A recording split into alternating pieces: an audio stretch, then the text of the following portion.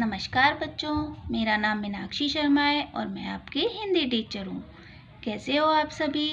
आशा करती हूँ कि आप सभी घर में स्वस्थ और सुरक्षित होंगे। आज मैं आपको आपकी पाठ्य पुस्तक बसंत भाग 1 का तीसरे पाठ नादान दोस्त का दूसरा पार्ट पढ़ाऊंगी। तो आप भी मेरे साथ बुक की पुस्तक में देखिए। गर्मी के दिन थे। बाबूजी दफ्तर गए हुए थे। अम्मा दोनों बच्चों को कमरे में सुलाकर खुद सो गई थी, लेकिन बच्चों की आंखों में आज नींद कहाँ। अम्मा जी को बहलाने के लिए दोनों दम रोक के आंखें बंद किए मौके का इंतजार कर रहे थे। क्या हुआ था बच्चों? पापा तो उनके दफ्तर गए थे और वे दोनों उनकी माँ जो थी वे केशव और श्यामा को सुलाने की कोशिश कर रही थी, लेकिन बच्चे सोना नहीं चाहते थे क्योंकि वो तो क्या करना चाहते थे, उन कार्निस पे जो अंडों में से बच्चे निकले हुए थे वो सोच रहे थे कि बच्चे निकल आए होंगे, उनको देखना चाहते थे। जो ही मालूम हुआ कि अम्मा जी अच्छी तरह से सो गईं, दोनों चुपके से उठे और बहुत धीरे से दरवाजे की सिटकनी खोलकर बाहर निकल आए। अंडों की हिफाजत की तैयारियां होने लगी। केशव एक कमरे से एक स्टूल उठा लाया, लेकिन जब उसे काम न चला तो नहाने की चौकी लाकर स्टूल के नीचे रखी और डरते डरते स्टूल पर चढ़ गया। क्या लाया केशव? पहले तो उसने स्टूल पर से देखो चढ़ने की कोशिश की, लेकिन जब वो कार्निस तक नहीं पहुंचा तो उसने एक चौकी लाकर नहाने की वो स्टूल के नीचे लगाई और उस पर खड़ा होकर ऊपर कार्निस तक पहुंचने की कोशिश करने लगा। श्यामा दोनों हाथों से स्टूल पकड़े हुए खड़ी थी। चारों टांगे बराबर न होने के कारण जिस तरफ ज़्यादा दबाव पाता था जरा सा हिल जाता था, क्योंकि स्टूल क्या था, उसकी चारों टांगें बराबर नहीं थी, तो वो जिस ओर भी केशव झुकता तो वो स्टूल भी उधर से झुक जाता था। उस वक्त केशव को कितनी तकलीफ उठानी पड़ती थी यह उसी का दिल जानता है। दोनों हाथों से कार्निस को पकड़ लेता और श्यामा को दबी आवाज से डांटता, अच्छी तरह पकड़। तो क्या करता, जैसे ही स्टूल हिलता तो वो कार्निस को कस के पकड़ लेता और श्यामा को डांट कर कहता कि स्टूल को अच्छी तरह से पकड़, वरना उतर कर बहुत मारूंगा। बेचारी श्यामा का दिल तो ऊपर कार्निस पर था। बार बार उसका ध्यान उधर चला जाता और हाथ ढीले पड़ जाते। केशव ने जो ही कार्निस पर हाथ रखा दोनों चिड़िया उड़ गईं। जैसे ही उसने कार्निस को छुआ तो दोनों चिड़िया डर के मारे उड़ गईं। केशव ने देखा कार्निस पर थोड़े से तिनके बिछे हुए हैं और उस पर 3 अंडे पड़े हैं। जैसे घोंसले उसने पेड़ों पर देखे थे वैसा कोई घोंसला नहीं था। श्यामा ने पूछा, कै बच्चे हैं भैया? तो उसने देखा कि जैसे वो सोच रहा था कि जैसे पेड़ों पर घोंसले होते हैं वैसे ही होंगे, तो वैसे वहाँ पर घोंसले नहीं था और कार्निस पे क्या था, तिनके बिछे हुए थे और उन पर 3 अंडे पड़े थे।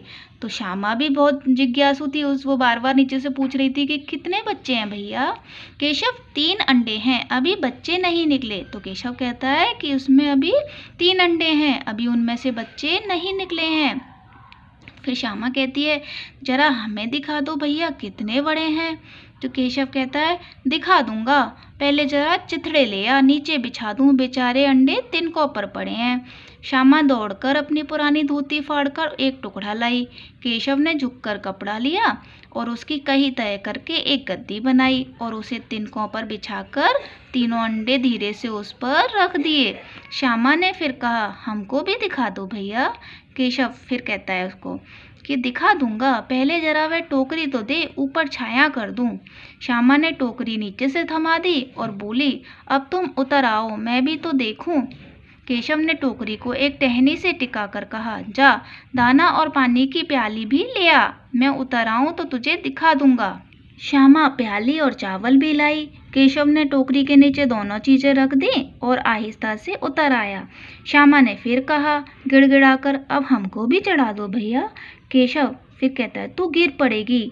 तो श्यामा भी जिद करती है, ना गिरूंगी भैया, तुम नीचे से पकड़े रहना। केशव, ना भैया, कहीं तू गिर पड़ी तो अम्मा जी मेरी चटनी ही कर डालेंगी, कहेंगी कि तूने ही चढ़ाया था, क्या करेगी देखकर। अब अंडे बड़े आराम से हैं, जब बच्चे निकलेंगे तो उनको पालेंगे, वो उसको समझा देता है। दोनों चिड़िया बार बार कार्निस पर आती थी और बगैर बैठे ही उड़ जाती थी।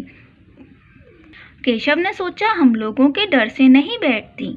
स्टूल उठाकर कमरे में रखाया और चौकी जहाँ की थी वहाँ रख दी। तो उसने सोचा कि चिड़िया हमारे डर की वजह से इन पर नहीं बैठ रही हैं, तो उन्होंने जहाँ का सामान वहीं रख दिया अपने स्थान पर। श्यामा ने आँख में आंसू भरकर कहा, तुमने मुझे नहीं दिखाया, मैं अम्मा जी से कह दूंगी। केशव, अम्मा जी से कहेगी तो बहुत मारूंगा, कह देता हूँ। तो उसको डरा रहा है अपनी बहन को कि अगर तूने माँ को बता दिया तो मैं तुझको बहुत मारूंगा। श्यामा, तो तुमने मुझे दिखाया क्यों नहीं? केशव, और गिर पड़ते तो 4 सिर ना हो जाते? श्यामा, हो जाते, देख लेना, मैं कह दूंगी। वो उसे चिढ़ा रही है कि अगर मैं गिर जाती तो कोई बात नहीं, पर तुमने मुझे नहीं दिखाया तो मैं तुम्हारी शिकायत अम्मा से कर दूंगी। इतने में कोठरी का दरवाजा खुला और माँ ने धूप से आंखों को बचाते हुए कहा, तुम दोनों बाहर कब निकल आए? मैंने कहा था ना कि दोपहर को ना निकलना। किसने किवाड़ खोला? किवाड़ केशव ने खोला था, लेकिन श्यामा ने माँ से यह बात नहीं कही। उसे डर लगा कि भैया पिट जाएंगे। केशव दिल में कांप रहा था कि कहीं श्यामा कह ना दे। केशव को क्यों डर था? क्योंकि उसने श्यामा को चिड़िया के अंडे नहीं दिखाए थे। तो वो सोच रहा था कि कहीं श्यामा अपनी माँ को यह ना बता दे कि उसने चटकनी खोली है, अंडे ना दिखाए थे। इससे अब उसको श्यामा पर विश्वास ना था। श्यामा सिर्फ मोहब्बत के मारे चुप थी या इस कसूर में हिस्सेदार होने की वजह से? इसका फैसला नहीं किया जा सकता। शायद दोनों ही बातें थीं। माँ ने दोनों को डांट डपट कर फिर कमरे में बंद कर दिया और आप धीरे धीरे उन्हें पंखा चलने लगी। अभी सिर्फ 2 बजे थे। बाहर तेज लू चल रही थी। अब दोनों बच्चों को नींद आ गई थी। तो क्या था, गर्मी का समय था। तो माँ तो दोनों बच्चों को सुलाना चाहती थी, और लेकिन दोनों बच्चे क्या करना चाहते थे? उन अंडों को देखभाल करना चाहते थे, उन्हें देखना चाहते थे। तो बच्चों, आज मैं आपको इस कहानी का पार्ट 2 पढ़ाऊँगी और इसके प्रश्नोत्तर करवाऊँगी। आप इन प्रश्नोत्तरों को अपनी उत्तर पुस्तिका में लिखेंगे। कहानी का तीसरा पार्ट मैं आपको नेक्स्ट वीडियो में करवाऊँगी। कक्षा 6, विषय हिंदी, पृष्ठ संख्या 15, 16, 17, नादान दोस्त, भाग 2। प्रश्न 5 है, माँ के सोते ही केशव और श्यामा दोपहर में बाहर क्यों निकल आए? और माँ के पूछने पर भी दोनों में से किसी ने किवाड़ खोलकर दोपहर में बाहर निकलने का कारण क्यों नहीं बताया? तो बच्चों, इसका उत्तर लिखेंगे, माँ के सोते ही दोनों बाहर इसलिए निकल आए क्योंकि वही समय ऐसा था जब वे बाहर आकर चुपचाप चिड़िया के बच्चे को देख सकते थे। माँ उनको देख लेती तो अंडों को हाथ ना लगाने देती। माँ के पूछने पर पिटाई के डर से दोनों में से किसी ने बाहर निकलने का कारण नहीं बताया। प्रश्न 6 है, केशव और श्यामा ने अंडों के बारे में क्या क्या अनुमान लगाए? यदि उस जगह तुम होते तो क्या अनुमान लगाते और क्या करते? तो इसका उत्तर लिखेंगे बच्चों, केशव और श्यामा ने अनुमान लगाया कि अब उन अंडों में से बच्चे निकल आए होंगे। चिड़िया इतना दाना कहाँ से लाएगी? गरीब बच्चे इस तरह चूं चूं करके मर जाएंगे।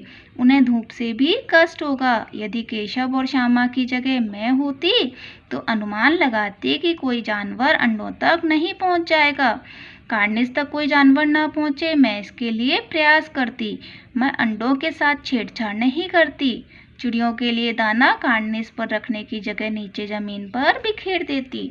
तो बच्चों, इन प्रश्नों को आप अपनी उत्तर पुस्तिका में लिखेंगे। नेक्स्ट वीडियो में मैं इस कहानी का तीसरा पार्ट पढ़ाऊंगी। धन्यवाद।